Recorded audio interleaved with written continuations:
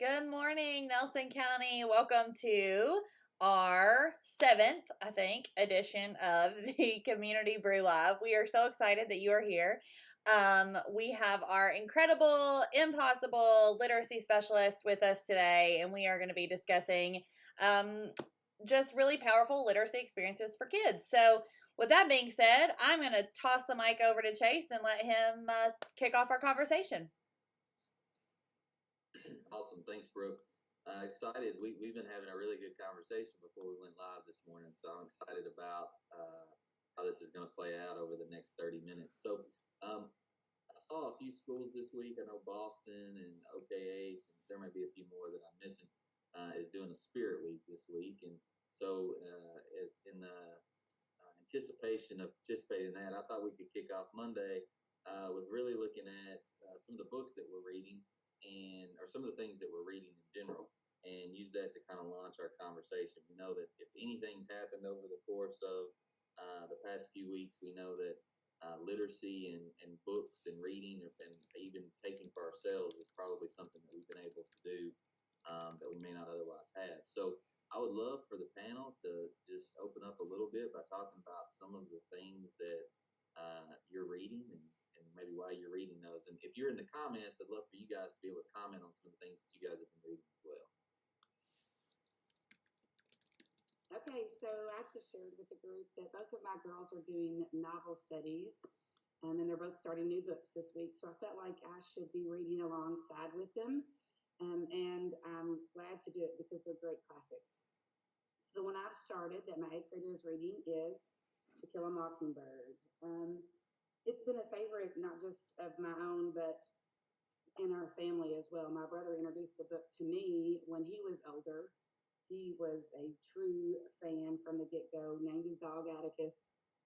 And I felt like that reading alongside my daughter, I could help guide her through a text that can be difficult to understand, especially when we're at different times in our lives and at different times in the world.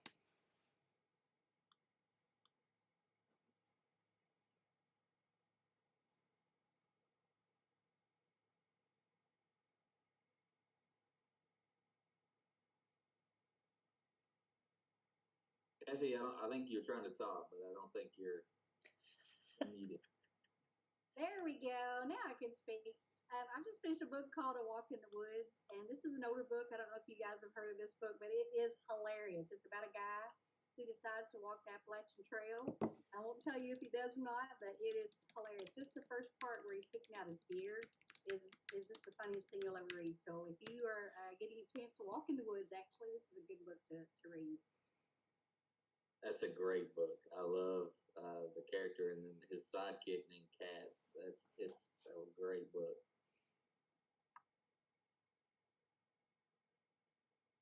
So I am reading a book along with a 5th grade group right now. It's nothing too intellectual, but it's The Tale of Brew, and it's a great book for point of view and perspective. I really love it. Goes from third person to second person and gets into the minds of different characters, and then at the end all the characters come together. But I've had fun doing flip grids with some 5th graders as they're reading it with me. I have found that during the day, because I feel so isolated at my computer, that reading is not something I've wanted to do in the evenings. I've wanted to be with my family more. So really, other than reading Despro right now and reading my Bible study on a daily basis, that's really all that I've gotten into so far.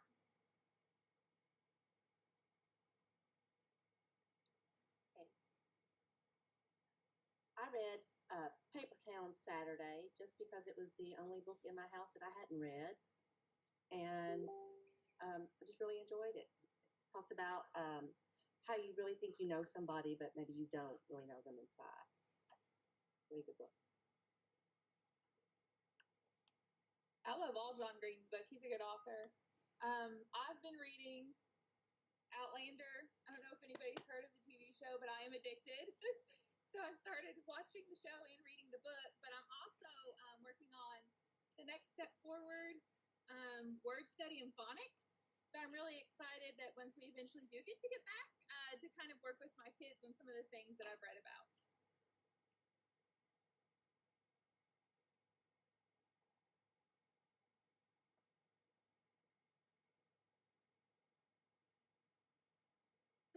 I am currently reading a book called Diary by Chuck Palahniuk. It's very adult. It's definitely not something we would want the students to pick up, but I need that right now, and so I'm going for it. It's a wife who is keeping a diary for her husband who is in a coma. I'm also reading a book called Data Without Tears, and as a gifted minds instructor who just went through Blitz and had several IEPs, it's been a real benefit to me in writing goals and then being effective and being uh, I can't think of the word that I want to say, but when it comes to actually tracking the data that they're doing on those goals, being authentic about it. So yeah, it's good.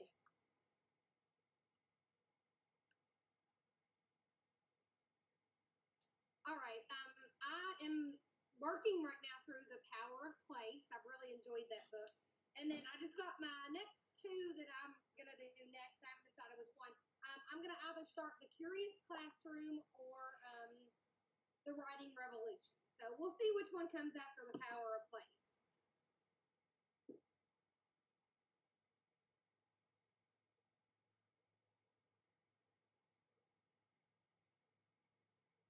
Anybody else out there that some books that they've been reading? I'll jump in here on the comments. We've got lots of people out there. Ryan, we have lots of Outlander fans, me for one, but there's several in the comments who are big Outlander fans as well. Let's see. We have Nikki Anderson is reading Where the Crawdad Sings. Highly recommend. It's a great one. Modern classic there. Let's see. Kelsey Behrman is reading Whole Town's Talking by Fanny Flagg. She says it's very hilarious. Like that's kind of like what I'm looking for right now is like funny things. Michelle Hendricks is reading Untamed. Whoop whoop, love that one too. The Wild Card, funny. Let's see. Also, funny, You Don't Look Autistic is a book she's reading. We have been reading The Sign of Beaver, that's Sarah Greenwell with our 5th grade co-teaching classroom. Lots of books out there. Brooks Thomas is reading Permission to Feel. I love seeing how you guys are like mixing like your fun sort of take me away books with like your professional growth books. There's lots of that, like reading a couple different things.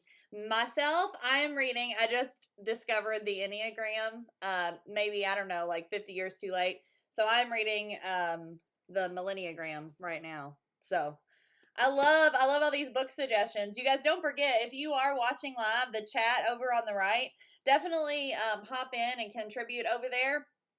The cool thing about these YouTube live streams is that our chats are saved. So whatever you're reading, drop it in the chat and we'll have like a really cool book list we can go back and pull from after the facts once this video posts. So I have to jump in.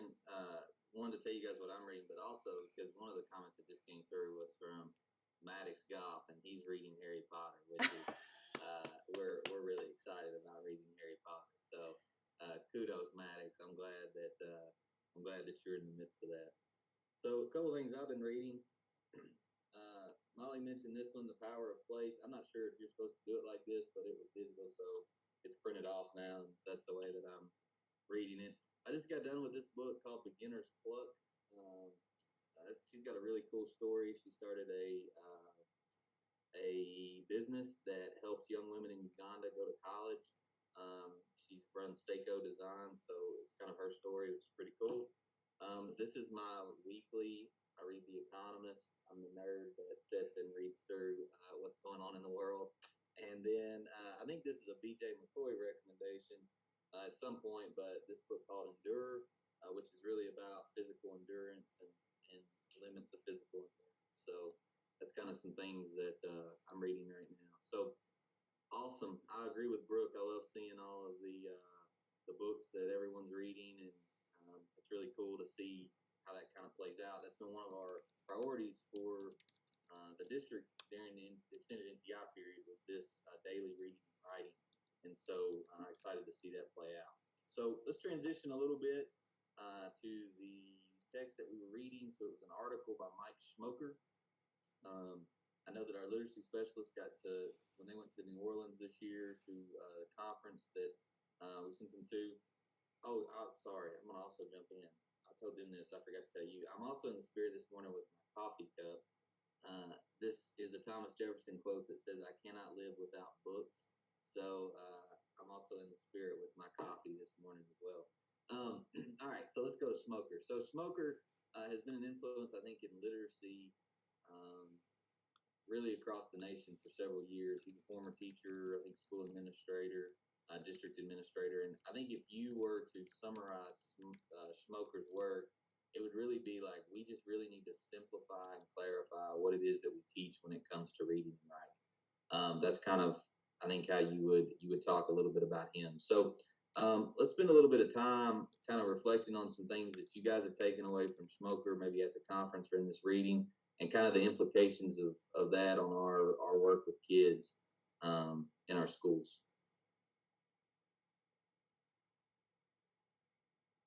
I agree. When I was reading the article, I couldn't also help but think about listening to him speak. I think that happens. And so I took out my notes from the conference and kind of looked at the article with my notes. And the one thing that keeps popping up with him is focus. And that focus, simplified, guaranteed, and viable curriculum. And one of the things he always says is that the number one factor for ensuring leader success is that. So I think that when we're thinking about the instruction of even now, our NTI instruction, our teachers can get really away from themselves and they're trying to focus on this transformative learning, and we want that to happen. But sometimes if we just stop, sit back for a moment, look at what our purpose is and focus and simplify what needs to happen even right now in this kind of learning, that I think we're going to get more bang for our buck.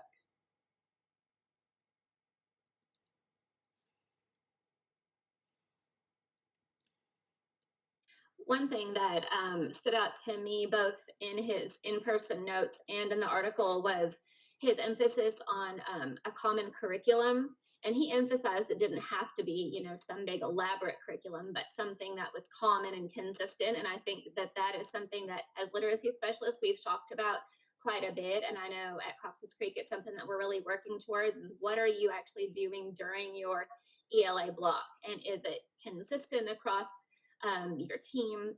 One thing he even said in our live notes that I took was that PLCs are ineffective if it's not a common curriculum, that you can't really even have a discussion around a PLC unless you're all doing, the same instruction. And then the amount of time that you spend in reading and writing, not just instruction, but that the kids are actually reading and writing is huge to him. Those are kind of the two big takeaways I took. But I love his back to basics simplicity. That's the one thing that I've really, and he maintains that he's true to that in both of his, his speeches and in his articles. But I think that's something that our district is really trying to work towards. Yeah, and that's something else I noted in the actual article. I love how he talked about a good homegrown curriculum. I think that when you have that, everything kind of meshes and gels together. And then he also said more reading and writing, talked about 60 minutes of reading and 40 minutes of writing. But what I pulled out of that was that he said across the curriculum, which goes back to what we talked about last week with content based instruction. So I think tying those together and think about reading and writing as being across the curriculum.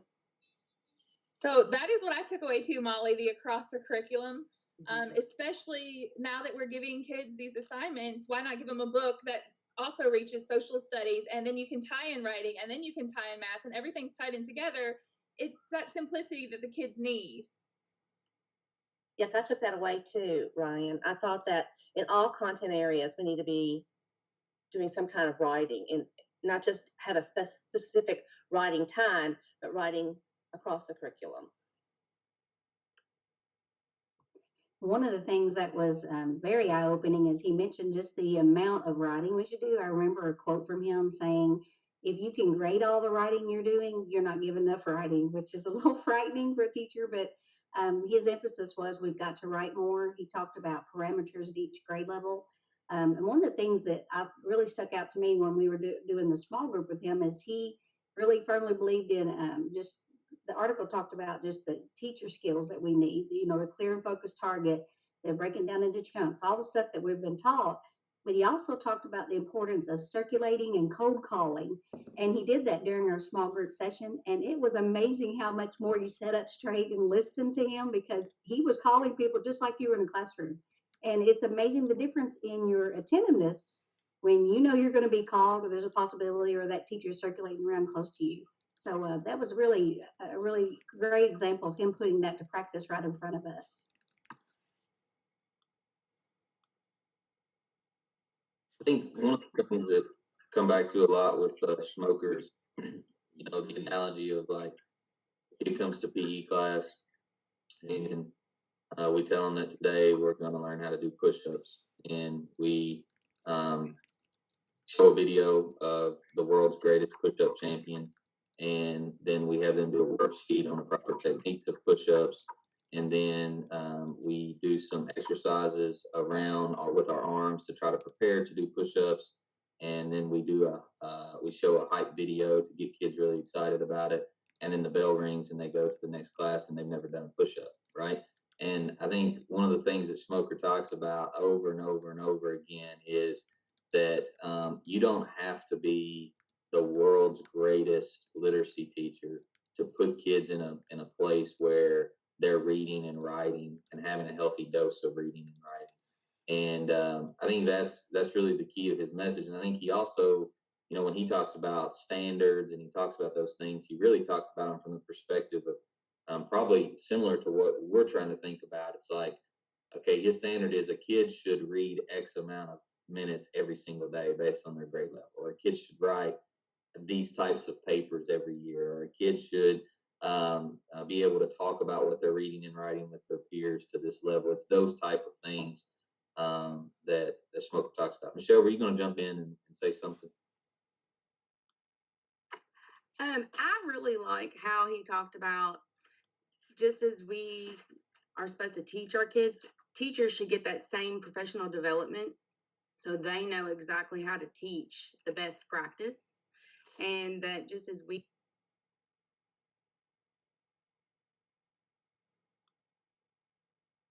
You just muted yourself, Michelle.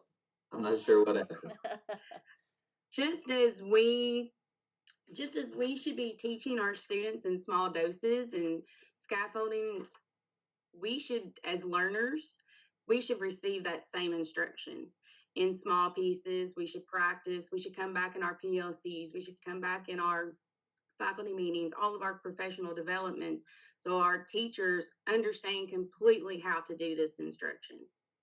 And if we do that, they said that, I think it was, Michael Fullen said we would have stunningly and powerful consequences. So that was a big takeaway that I had. Yeah, I agree completely with Michelle. I had written down a quote that said, the PD community wants to chase innovation at the expense of best practice.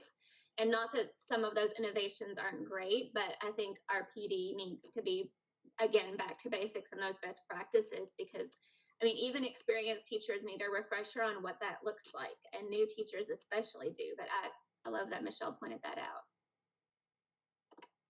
And he said that we should make sure that everything is taught first and then demonstrated until we have complete mastery. So, yeah, one of the things I appreciate about Smoker that I think will continue to evolve for us as a district is as well. And we were talking, this I think connects to what we were talking about earlier, is this idea that when kids are learning to read and write, particularly reading, they do those through text. They do those through books and healthy anchors of those sorts of things. Because I think a lot of times, like, we talk about authentic reading and writing and kids being able to respond, and we chunk so much sometimes that it's like finding that balance between teaching it versus also then being able to understand,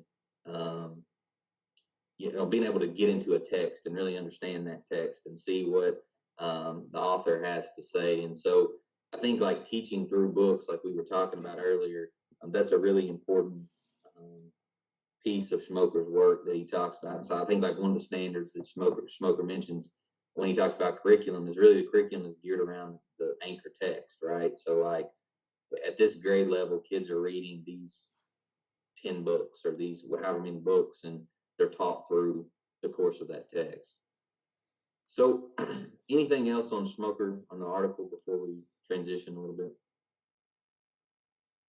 Well, I was just going to say, I think that we all agree with saying this, but we're so appreciative of the opportunity to actually see him and to have experienced everything we did in New Orleans.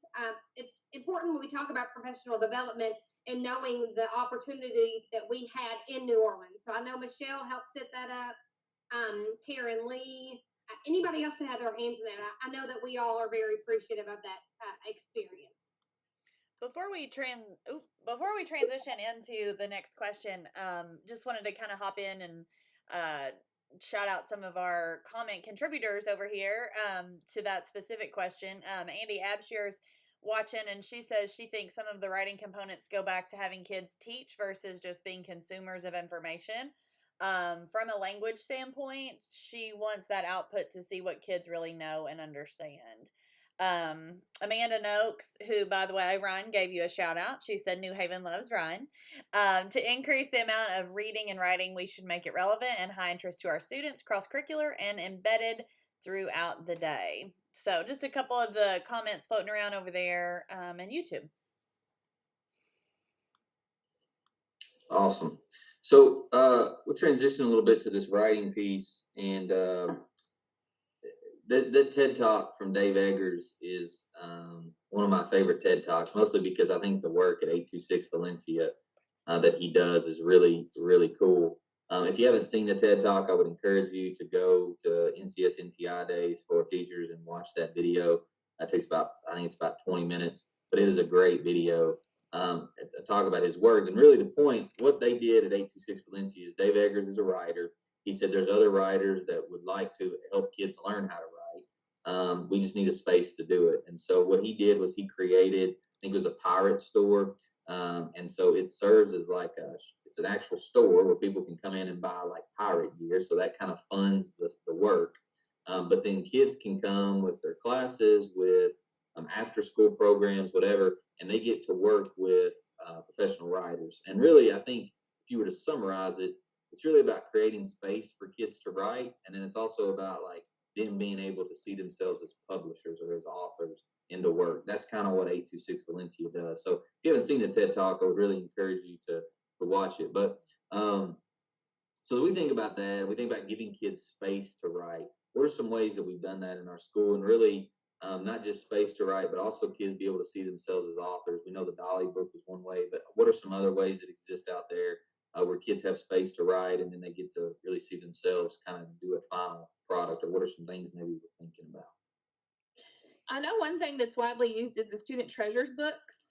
When I was in the classroom, we would do research on animals, and the kids wanted their stuff to be amazing because they knew it was going to be in an actual published book. I know that New Haven teachers in the past have used that, and I know some of the other teachers have. We've talked about it, but just to be able to be like an official writer where their name is in the book and their writing is in the book and their illustrations are in the book, they take so much more ownership and just pride in it. So it's neat to watch that, even from a 5-year-old perspective. I agree with you, Ryan. One of the first grade classrooms that I'm working in right now is starting their young authors books. And even at that age, it's so fun to watch them start and the process of writing, knowing that their books are going to be published. And we've had some other people come in and read their writings. Mr. Thomas came in and read a book that he wrote when he was younger. We've shared our experiences, the teacher, myself, and just the excitement around having their own book published has really ignited their love and their drive to write more.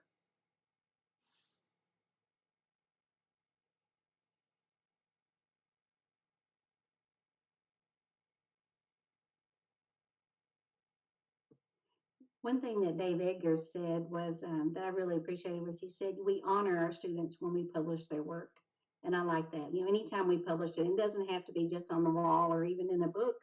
There are lots of ways you can share. Just sharing with another person is publishing. So if you guys are familiar with Storyworks magazines, they have the contests quite a bit. And in the fall, second graders had written letters. We read about Paradise, California, and the wildfire that happened last year. So the kids were writing letters either to the bus driver or their parents or a kid that had gone through it. And it was very powerful for those kids to write and talk to people that actually went through something that they read about. So I think anytime we share our kids' work, just like he said, it honors them. I think it puts a incentive on it as well, right? Like when kids know that there's someone else that's going to read this besides just themselves or their teacher, I think it ups the ante for them as well. I mean, my kids, we talked about the book creator last week, I think, maybe with you guys, maybe is I don't know. I'm losing track of my days or who I talk to or whatever. But anyway, the book creator app, my kids and I, we just like do that for fun. And they printed out their last book and we like distributed it. And just the impact that had on them, like knowing that book was going to go to their teacher or their nanny or their memo. I mean, it's fun. It definitely brings a level of authenticity, I think, to writing.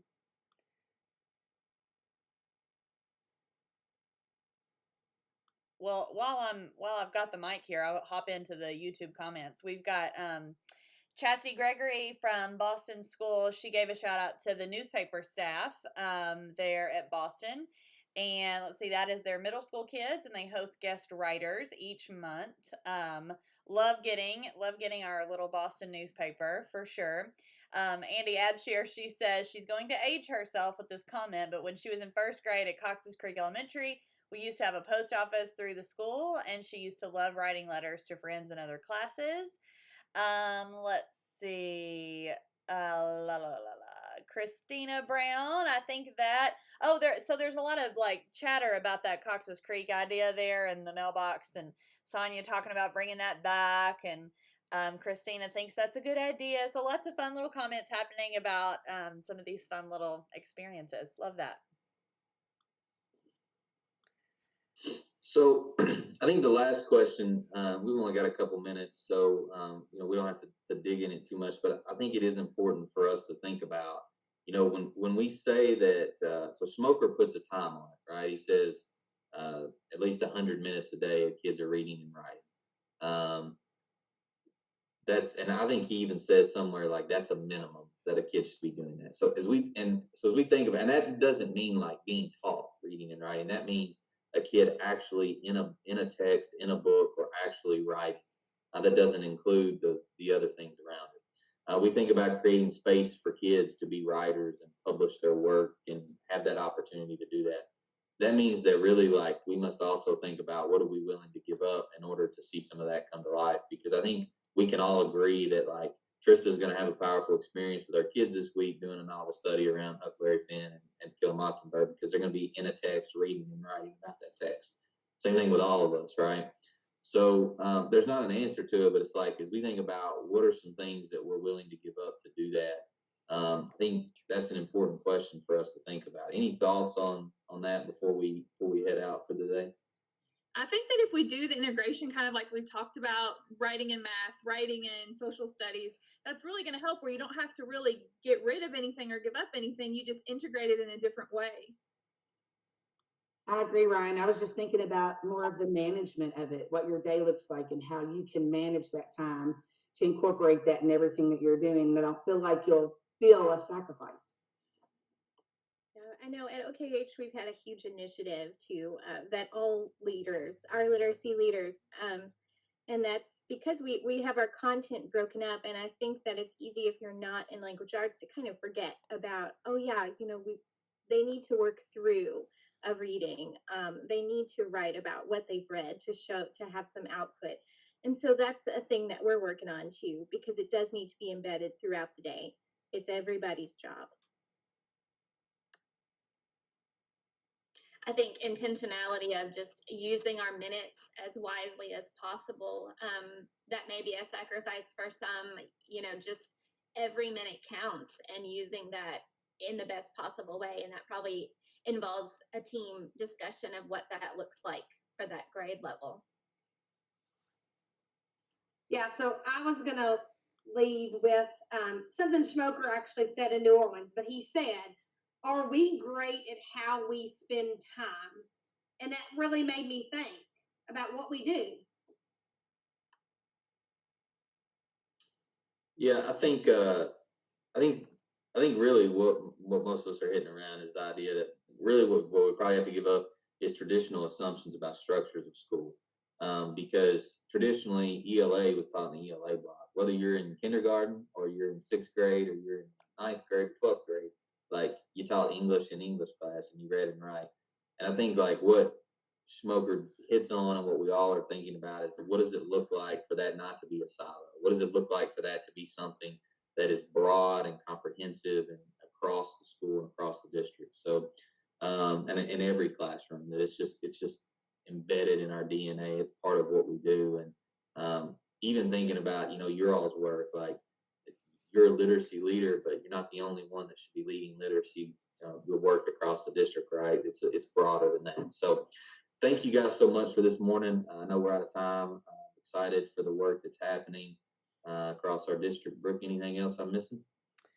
I do not think so. I appreciate you guys joining us. Those of you all who are popping in over on YouTube, thank you for contributing and spending 30 minutes of your morning with us here at the Community Brew Live. So just a quick reminder that our content that we will be discussing tomorrow is officially posted on our blog, ncsntidays.com. Click under For Teachers and you will find that information there. Tomorrow's panel is a brand new lineup that you haven't met yet before here on our live YouTube channel.